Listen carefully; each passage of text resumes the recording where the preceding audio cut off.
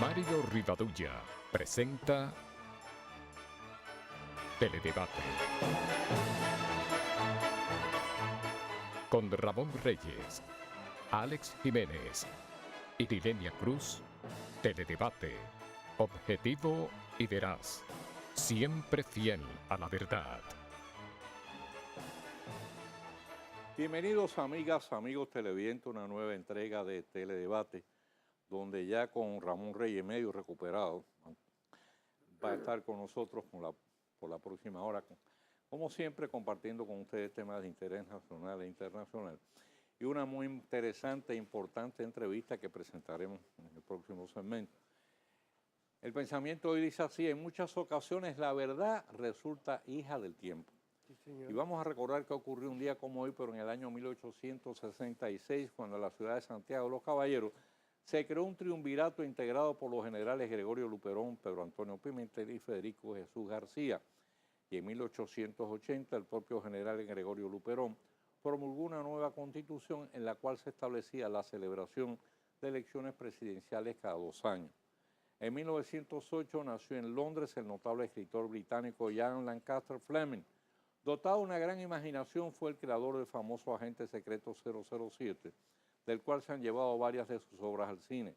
En total produjo 16 novelas de espionaje, en 14 de las cuales el protagonista es James Bond. Tan solo en los Estados Unidos la venta de sus obras alcanzó 16 millones de ejemplares. Periodista, publicista y corresponsal extranjero, se tiene entendido que trabajó para el servicio secreto inglés. Vivió largo tiempo en Jamaica. Su personaje ejerció tanta influencia que trató de copiarlo en la vida real, lo que aceleró su muerte. En 1936, el general Anastasio Somoza encabezó una revuelta militar en Nicaragua que lo llevó al poder, dando comienzo a una feroz dictadura.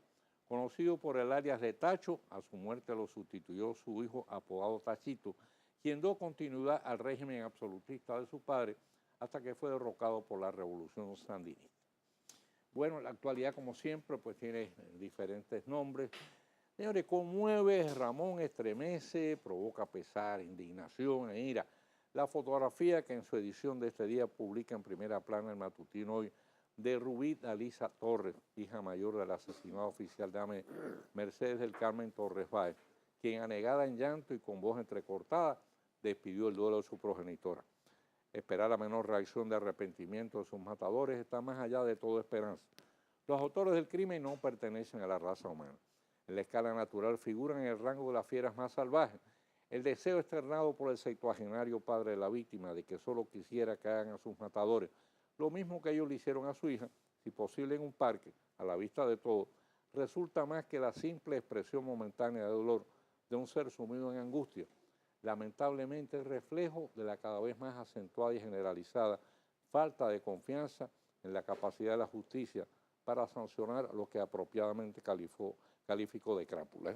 Así es. Mira, el jefe de la policía identificó ya, aunque no lo dio a conocer, a 2 de las personas, dice el jefe de la policía, que fueron 2 los que ultimaron a la oficial y que andan fuertemente armados.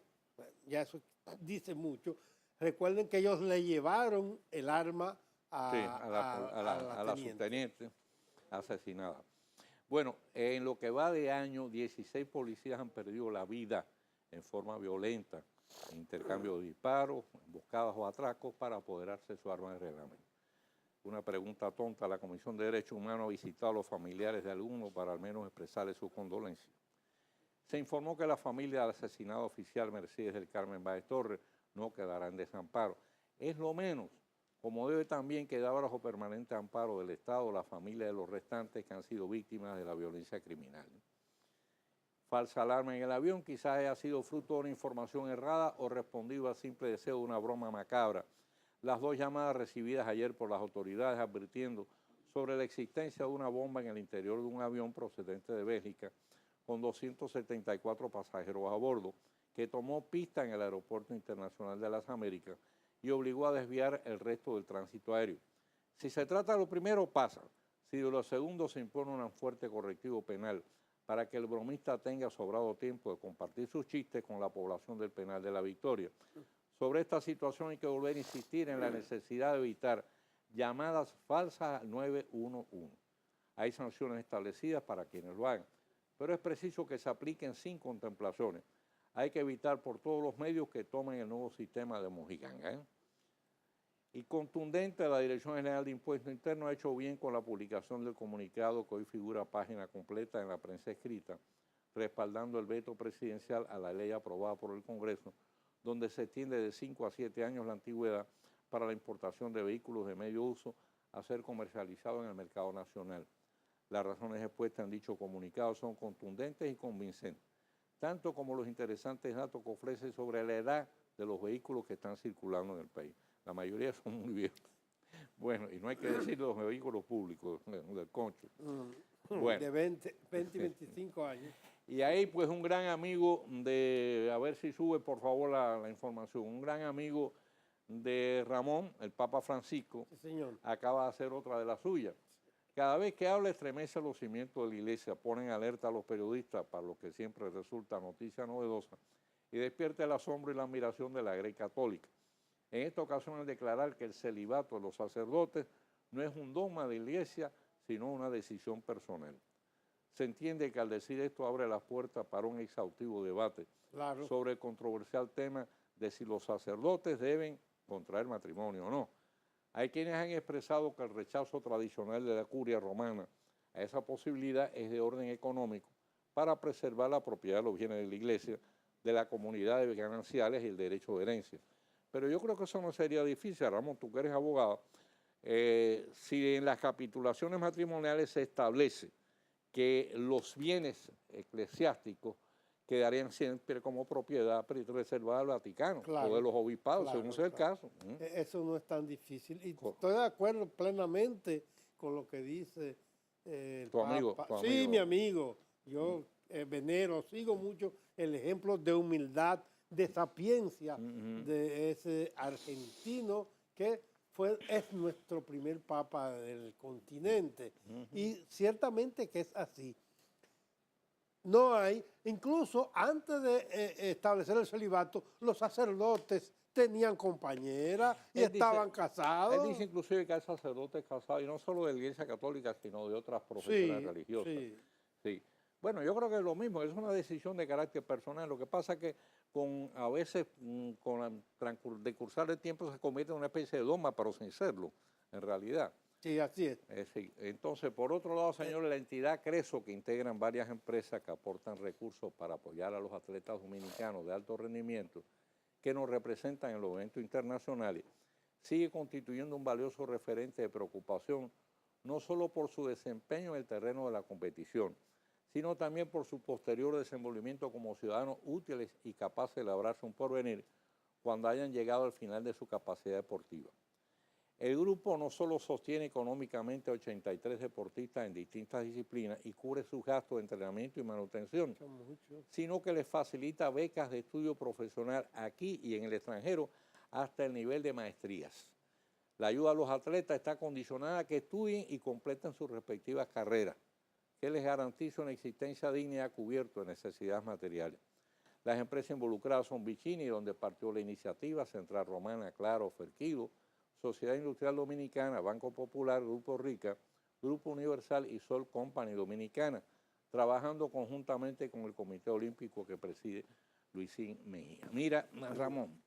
Sí. Dame 30 segundos, justamente. Óyeme, lo que está haciendo el Creso debiera servir de ejemplo al Ministerio de Deporte, que le quita un derecho ya adquirido a una serie de atletas como es el seguro médico, que debieran ser de por vida, y estos señores le están dando esa garantía a esos atletas. A ver si el Ministerio de Deporte aprende del Creso y le devuelve lo que legítimamente le corresponde a esos atletas. Que le dan mucho brillo a la República Dominicana. Bien, vamos a recordar que mañana se va a celebrar la misa de acción de gracias por los 40 años del Banco Progreso. La misa va a ser oficiada por Monseñor Nicolás de Jesús, Cardenal López Rodríguez, y va a ser celebrada a las 11 de la mañana en el convento de los dominicos, en la calle Padre Villini, en la zona colonial. Bien, vamos a hacer la pausa y cuando regresemos ya vamos a estar conversando con nuestro huésped de hoy en Teledebate.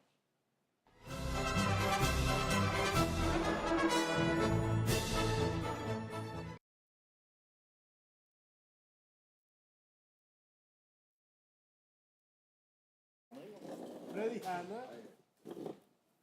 Freddy Hanna.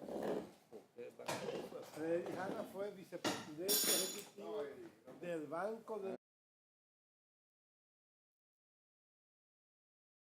Que lo fundó.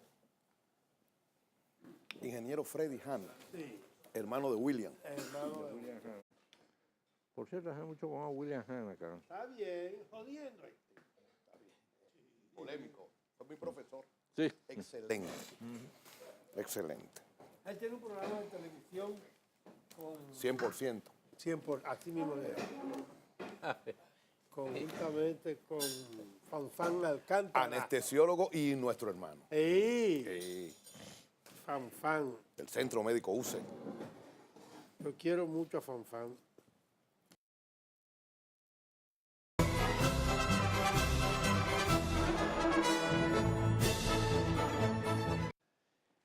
Bien, pues nuestro huésped de hoy en Teledebate no es la primera que ha estado aquí y tampoco va a ser la última. ¿no? Por supuesto, por Tengo supuesto. la seguridad de eso. Así es. Es el doctor Pedro Sin, presidente del Colegio Médico Dominicano. Y no va a ser la última, aparte que creo que luce en muy buen estado de salud, porque en Teledebate va a asumir como una de sus prioridades el problema de la salud dominicana. Veremos que eso es fundamental, así como es Excelente. uno de los pilares fundamentales de la obligación del Estado con la sociedad es la educación. El otro pilar fundamental es la salud. Esos son, yo diría, los dos elementos claves que le corresponde a este Estado, de compromiso del Estado con la sociedad. Bien, doctor, bienvenido. Vamos a comenzar por la chikungunya. ¿De dónde salió ese nombre? Está rarísimo. Chikungunya. La gente ya dice chucu. Sí, bueno, es grato estar aquí, don Mario, Ramón, de nuevo. Y obviamente no será la última vez. Siempre que Dios quiera. Seguro. Saludo al país. Bueno, chikungunya significa hombre que está torcido, contorneado, quebrado de alguna manera. Y entonces viene del lejano, ¿verdad? Por allá, África, De África. etcétera, etcétera. Y es un virus que tiene la característica como virus al fin de replicar con rapidez. En diciembre hubo una alarma de que en algunas islas del Caribe existía el virus y esa alarma la dio correctamente el Ministerio de Salud Pública. Lo que acontece es que hay que relacionar y vincular de que nunca antes había estado el virus por acá. Lo que significa que de alguna manera éramos vírgenes desde el punto de vista inmunológico. Y que lo habíamos importado. Exacto. Entonces, nosotros tenemos una particularidad y es que nuestros criaderos de mosquitos, sobre todo este que es la hembra de la Aedes aegypti, los principales criaderos, y esto es importante, nosotros no los vemos, los más grandes. ¿Cuáles son? Solares baldíos, lugares donde la gente pasa y, bueno, en nuestra cultura, tirar un vaso, una goma.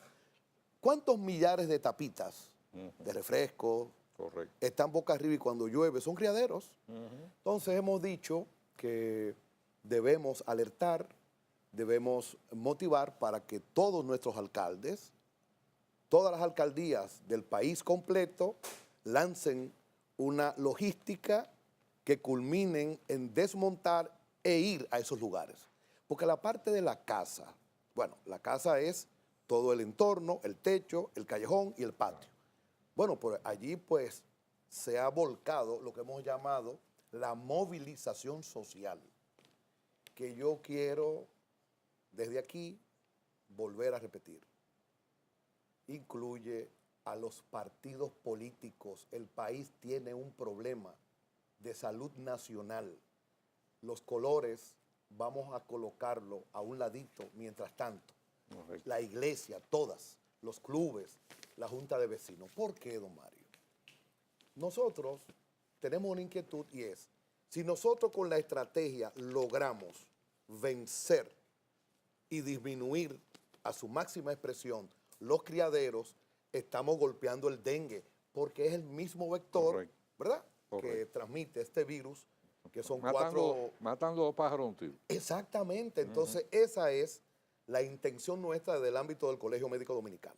La salud es el bienestar completo, físico, mental y social. Esta última parte social es la que debemos de movilizar. Por cierto, doctor, ayer hubo una reunión muy importante en Palacio y se anunció que el presidente Danilo Medina dio instrucciones de hacer un amplio operativo nacional con todas las autoridades y con todos los empleados públicos. ¿Qué le parece a usted esa movilización, esa medida?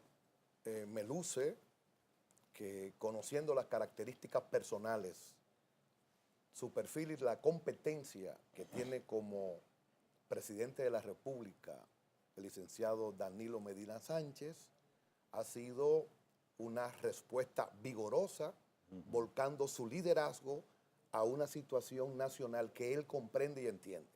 Ahora bien, 400,000 personas vinculadas, digamos, al gobierno en 48,442 metros cuadrados. Claro. Entonces, kilómetros cuadrados, perdón, hemos dicho, tiene que haber una participación vigorosa de los alcaldes, porque en esos terrenos baldíos, si no lo decimos, no van a ir. No, y otra cosa, tiene además que tener permanencia, porque usted hace ahora, por ejemplo, un trabajo de limpieza, pero si a la semana siguiente siguen tirando la tapita y llueve y se vuelven otra vez a crear, en este caso, pues fuente de criadero, estamos en la misma. La palabra clave, permanencia, Correcto. constancia. Estamos de acuerdo. Exactamente, constancia. Así es. Entonces, las medidas que se han venido tomando hasta ahora y los esfuerzos que ha desplegado la autoridad sanitaria, parece que no han, como dice usted, no han cumplido, en este caso no han logrado su objetivo, porque han sido muy limitadas, ¿no? Entonces hace falta un trabajo masivo y, como señalamos anteriormente, que tenga constancia, que tenga participación. Ahora, en todo este trabajo, en toda esta estrategia, ¿se ha tomado en cuenta la opinión del Colegio Médico Dominicano? ¿Se está contado con la participación activa del colegio? Sí, nosotros queremos decir aquí con toda responsabilidad y propiedad, desde el ámbito del Ministerio de Salud Pública se ha hecho el mejor esfuerzo. Lo que ocurre es que una crisis se ha confundido y unido con otra, que es la crisis hospitalaria, Ramón. Claro. Entonces, esto ha hecho que ellos hagan los esfuerzos, pero con esta deuda y con estos problemas que hay para la recepción de los pacientes, nosotros hemos dicho, ¿por qué no colocamos unidades de atención de febriles ambulatorios cerca de donde estén los barrios con más casos? Correcto. Esto descongestiona las emergencias hospitalarias y entonces tenemos un respiro. ¿De acuerdo? Se han colocado en algunos hospitales, en algunas áreas. Eso es un esfuerzo. Ahora bien, debemos ir al rescate de los hospitales. Los hospitales se les retiró la cuota de recuperación y esa cuota generaba cerca de 1.500 millones de pesos y se conformó como cuasi parte de la subvención durante muchos años. ¿Qué había que hacer? A nuestro juicio, desde el Colegio Médico, si retirábamos eso como se hizo abruptamente, íbamos a tener el efecto dominó. Tumbas una pieza y todos los hospitales iban a caer en crisis, sin incrementar la subvención y sin que llegue la subvención a tiempo. Además hay otro problema que se trató aquí, como yo le dije en días pasados, estuvo el doctor Félix Iglesias y antier estuvo el doctor Ovalle, quien había dado una rueda de prensa con usted la pasada semana. Ambos del Robert Rick Cabral. Correcto, ambos del Robert Rick Cabral. Ellos señalan además que, cosa que me llamó mucho la atención, que ahora los hospitales están divididos en dos, el modelo antiguo y el modelo nuevo, que el modelo nuevo, que son de los hospitales recién construidos, eso recibe una subvención mayor pueden facturar Y todos cobran. los servicios a la seguridad social, al Estado, e inclusive a los pacientes privados, cosa que no ocurre con el modelo antiguo, que son los hospitales tradicionales, que dice que no pueden facturar. Sí, ellos tienen razón. Y por eso hay que volcar todos los esfuerzos para revisar la ley de seguridad social, que ya tenemos 3 años, que debimos habernos sentado a la mesa, Correcto. porque tiene 13 años. Bueno, pues resulta que son cerca del 65 al 70% de los hospitales que no están habilitados. Usted puede ir y lo atienden, pero no están habilitados A los efectos de la a seguridad los social. efectos de la seguridad social. no pueden facturar. Usted puede estar en el contributivo, como van muchos empleados, y no pueden facturarle. Esa es la realidad. Entonces debemos de concomitantemente y en forma ascendente, primero, volcar un recurso que del Colegio Médico Dominicano hemos dicho. Presidente Medina, 60%, salvo su mejor parecer, para ir saldando esa deuda de 3.000 millones de pesos. Que las cuotas lleguen a tiempo y, en la medida de lo posible, incrementarla y habilitar los hospitales en forma ascendente. 2, 3 primero y luego los demás. Doctor, independientemente de que yo estoy de acuerdo con ustedes y que el Estado ha debido entregarle a tiempo Así y es. suficiente el dinero que necesitan Así los es. hospitales, no hay un asunto de gerencia individual de cada centro hospitalario. Le voy a relatar algo muy simple. Yo estuve esta mañana en Secanop, un hospital público construido por el gobierno, un hospital que se dice con muchas técnicas, y lo primero que me dijeron fue, ¿usted tiene seguro médico? Sí. Y ellos me facturaron mi consulta. Entonces, ¿por qué Robert Rick Cabral, que también es del Estado, no hace lo mismo que hizo Secanop? Cuando yo voy y me preguntan, ¿usted tiene seguro médico? Sí, préstemelo y me facturan. Pero lo que dice que es que no están están habilitados. habilitados. Lo que habíamos Entonces, un hablado. asunto de gerencia. El problema es el cumplimiento de la ley. La ley de seguridad social, si mal no recuerdo, establecía que todos los hospitales públicos, en este caso, tenían que trabajar como unidades autofinanciables. Es decir, prestar los servicios y facturar a los asegurados a la seguridad social y los demás pacientes que no estaban asegurados al Estado Dominicano. Pero eso no está ocurriendo. Pero eso no es culpa de gerente, eso es el sistema. Y Secanop no es el sistema. Porque es el nuevo modelo, es lo Exacto. que estábamos hablando, que Eso hay es del correcto. viejo modelo y del nuevo modelo. Debemos transitar el camino de aunar esfuerzos y acompañar inclusive a estos hospitales que necesitamos, porque hay que combatir las causas de las causas. Entonces, ¿quién es que habilita? Es el ministerio. Claro, ese es el problema. Entonces, pero la palabra gerencia, Ramón, ha sido maravillosa. La menciones. ¿Por qué? Gerencia y liderazgo van íntimamente ligados. Y hay un sentir, don Mario, Ramón, de que estamos transitando una gerencia del pasado.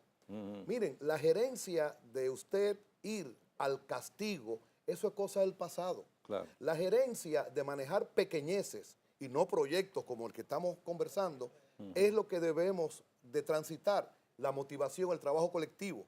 Entonces, esos paradigmas de gerencia antigua hay que desterrarlos. Desterrarlo, correcto. Estamos de acuerdo. Vamos a hacer una pausa con su permiso, doctor.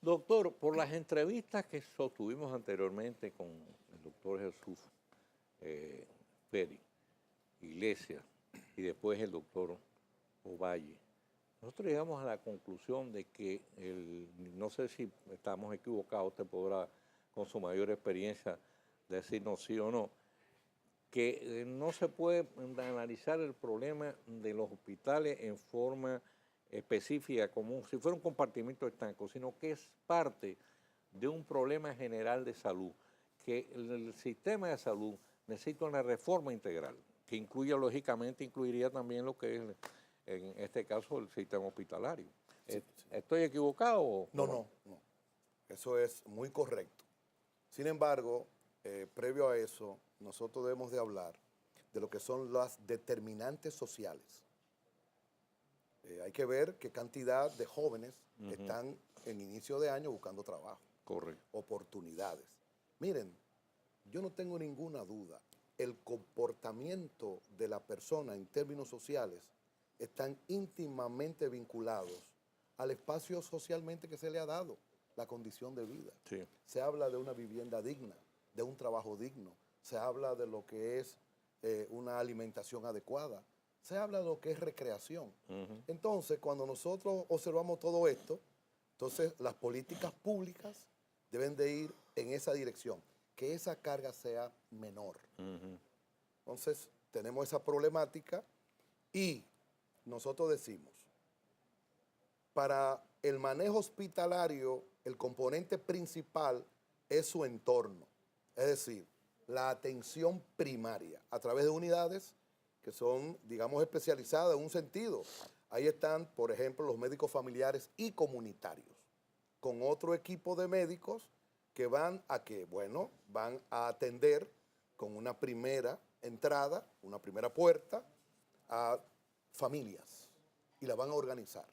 Eso descongestiona los hospitales, disminuye la inversión, mejora el componente preventivo y además estamos más cerca del pueblo. Entonces, si eso lo logramos, que hay un cálculo que habla de 1.700 a 2.000 millones de pesos para arrancarla definitivamente. A eso apostamos desde el colegio médico, claro que sí. La atención primaria sigue siendo la estrategia, hemos dicho ya, universal, por si allá arriba viven otros seres humanos en otros planetas. Ahora, hace falta más recursos para salud. Definitivamente, nosotros estamos recibiendo, bueno, lo primero es, Ramón, tú me corriges, cuando nosotros decimos bienes y servicios generados durante un año por empresas internacional y nacional, eso es Producto Interno Bruto, no hay que ser economista. Entonces, ¿qué recibe el ámbito de la salud? Menos de un 2%, y hay un 30% que va al agua, INDRI, Corazán, Coramoca, La Cash. Nos quedamos con 1,4, con suerte.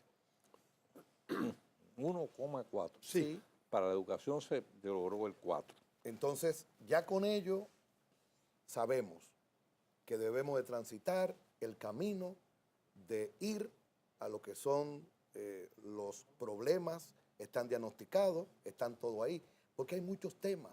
Está la mortalidad materna. Ese es un altísima. tema, sí, está por encima de 95, que es muy alta. Solo Bolivia y Haití, creo, están por encima de nosotros. Ha mejorado, sin lugar a dudas, la infantil, que bueno, lo saludamos, pero sigue alta.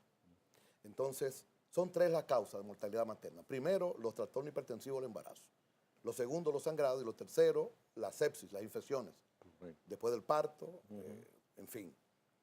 Si nosotros vemos que la mayoría de estos casos han sido atendidos en prenatal y han sido atendidos por técnicos, entonces vamos a qué está ocurriendo.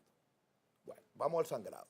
Yo soy internista y soy hematólogo, sangró la paciente, hay que colocarle soluciones para subir la volemia, los médicos saben de qué hablamos, y luego que evitar la hipoxia tisular. O sea, que llegue el oxígeno. ¿Quién lo transporta la hemoglobina? Hay que colocar sangre, don Mario. ¿Dónde están los bancos de sangre? Entonces el sistema tiene debilidades que debemos de ir tras ello. Y con la inversión vigorosa y entrar en el nuevo ámbito de liderazgo gerencial, entonces creo que sí, hay espacio. Sugerimos del colegio médico, con mucha propiedad, 60%, reiteramos, salvo el mejor parecer y las posibilidades de la presidencia, 60% de la deuda que sea avanzada, el pago de las subvenciones y que de una vez y por todas nosotros tengamos el vigor con prontitud de mayores y mejores recursos para invertirlo en la salud. Hablábamos de que previo a ese gran pacto que debe de existir de la salud, debe de acontecer cambios importantes, ¿verdad? Y dentro de ello están la ley de seguridad social, correcto, aprobar la ley de carrera sanitaria, wow, que me parece que sí. Correcto. Que se va a aprobar. Tenemos que hacer una pausa, doctor, y regresamos.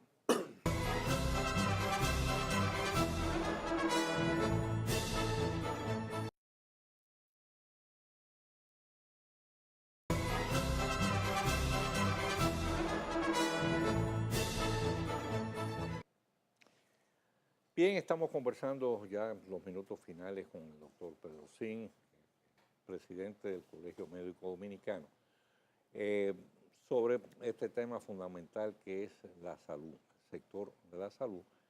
Y habíamos, de acuerdo con lo que conversamos en el segmento anterior, llegamos a la conclusión de que se necesita una especie de reforma integral del sector salud en la República Dominicana.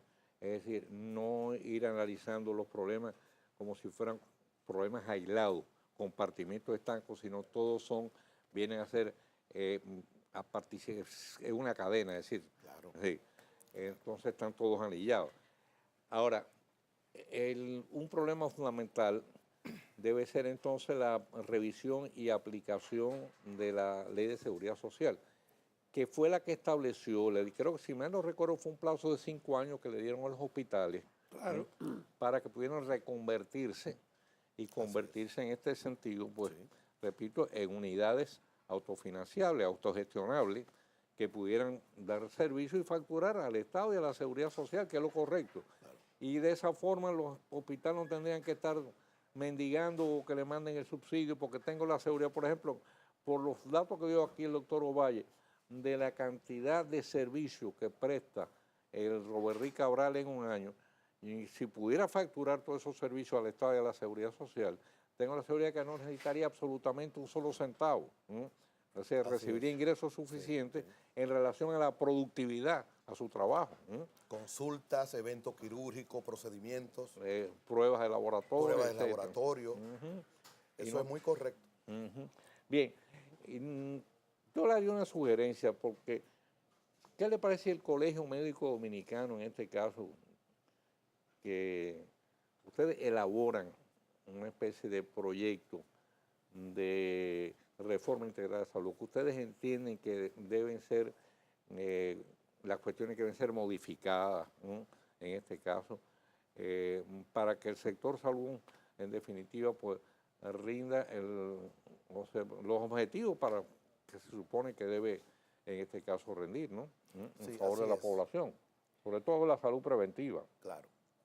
Desde el ámbito del Colegio Médico Dominicano, nosotros hemos ido construyendo todas estas variables que entendemos que van a impactar favorablemente.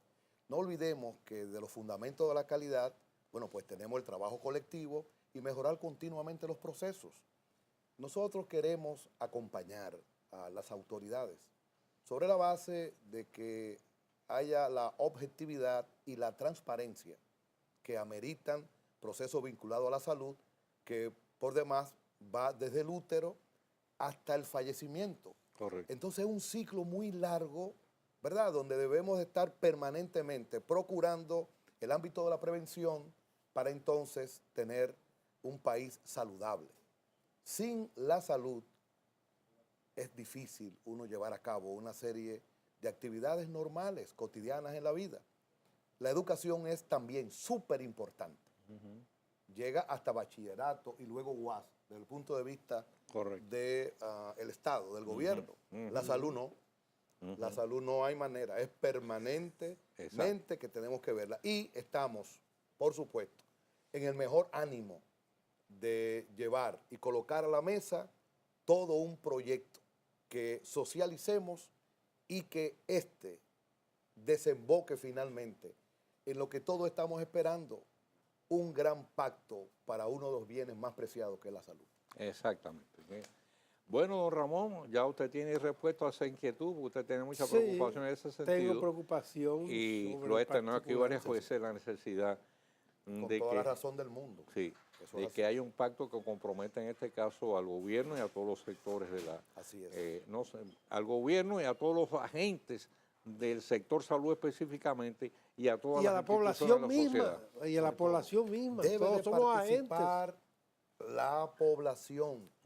Debemos de darle participación. Bueno, en definitiva, yo siempre he dicho que el primer vigilante de la salud de uno es uno mismo. Claro. Antes que el médico. Tiene que ser uno mismo, tiene que velar por su propia salud. Así es. Bien, doctor, muchísimas gracias. Cuente siempre con nosotros. Podemos hacer, me queda un segundo para un gesto. Sí. Sí. Yo deseo entregarle a usted, don Mario, y a Ramón, el logo que ¿Cómo nos no? representa a manera de un souvenir. A ver si puedo abrirlo, creo que sí. Nosotros queremos públicamente entregar esto a ustedes dos. Ay, Es el muchísimo. logo en un llavero del símbolo que representa la lucha del bienestar de médicos y médicas y sobre todo la salud del pueblo. Pues lo agradecemos muchísimo, para nosotros un altísimo honor y lo usaremos realmente con mucho orgullo. Gracias. Y no olvido que casi he hecho una promesa de concluir el programa con un mensaje, que el de hoy es muy corto. Cuando bebas agua, recuerda la fuente. Es importante. Cuente con nosotros siempre. Hacemos la pausa y regresamos en breve con el tiro rápido hoy.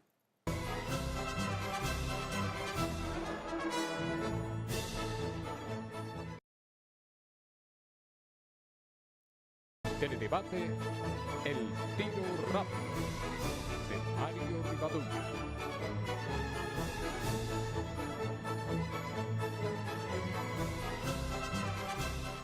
Para quienes obstinadamente han expresado dudas sobre el calentamiento global y sus graves consecuencias, tildando de exageradas y hasta tratando de ridiculizar las clarinadas de alerta que se han dejado escuchar, sobre todo en los últimos tiempos, en que se han hecho más palpables y dejado sentir más fuertemente sus efectos, debiera servirles de testimonio convincente los resultados de un prolongado y exhaustivo estudio llevado a cabo por la NASA, el organismo estadounidense que tiene a su cargo la misión de explorar el universo y el envío de los cohetes y naves al espacio extraterrestre. El estudio en cuestión abarca un periodo de 40 años de exploración, recopilación de datos, mediciones y observación satelital. El mismo demuestra que el derretido de las masas polares, un fenómeno que viene apreciándose de unos años a esta parte, posiblemente mucho después de que comenzara a manifestarse, está ocurriendo a un ritmo más veloz de lo que se había previsto. Según la NASA, se ha cruzado el umbral crítico, con lo que se ha desatado una serie de eventos que amenazan caer como si fuera una fila de fichas de dominó, precipitando y exacerbando el fenómeno del calentamiento global. El sistema está en una suerte de reacción en cadena imparable, según expresa textualmente en sus preocupantes conclusiones. Fenómenos que se han estado registrando como consecuencia de esta situación: tornados fuera de época, el huracán que sobre el mar frío azotó a New Jersey en octubre, la lluvia que cayó sobre la ciudad de La Meca con temperatura de 103 grados Fahrenheit y 43 Celsius. El cambio climático está cambiando también la circulación de los vientos y las corrientes marinas y aumentando el nivel del mar, que terminará por invadir amplios espacios costeros. El estudio advierte que estamos en la etapa inicial de un deshielo relámpago. Ya el pasado año, un área de más de 1 millón de kilómetros cuadrados del Polo Norte se quedó sin hielo. Para el 2030 se prevé una gran pérdida de cosecha, pero ahora mismo la FAO advierte que en la América del Sur, considerado un importante granero mundial, los periodos prolongados de sequía están haciendo descender de manera significativa la producción de alimentos. Lo que reseñamos es una muy limitada síntesis de los resultados del estudio llevado a cabo por la NASA. Los efectos catastróficos que se prevén son mucho más numerosos y abarcadores.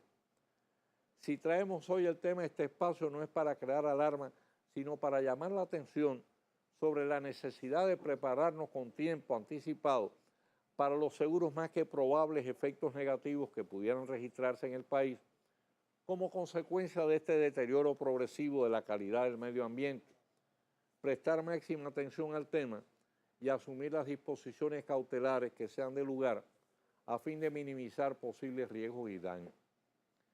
Recordemos que el ex vicepresidente norteamericano Al Gore, convertido en un permanente y apasionado cruzado por la preservación ambiental, en su impactante documental Una verdad inconveniente, menciona de manera específica a la República Dominicana como uno de los territorios que pudieran verse más afectados. Se nos ocurre que el gobierno debiera promover la creación de un grupo de trabajo científico con la participación de los más calificados técnicos ambientalistas con que contamos en el país, trabajando en coordinación con agencias internacionales así como de otras naciones, en particular los Estados Unidos, donde ya se están proyectando medidas de contención y salvaguardia. Entendemos que al tema debe dársele máxima prioridad por las muchas consecuencias adversas que involucra, frente a las cuales resultan de muy menor importancia otros asuntos de menor cuantía, a los cuales dedicamos en cambio una gran cantidad de tiempo, esfuerzos y recursos. Mañana, Dios mediante, estaremos de nuevo con ustedes con una nueva entrega de Teledebate. Como siempre, nuestros mejores deseos y mayores bendiciones para todos.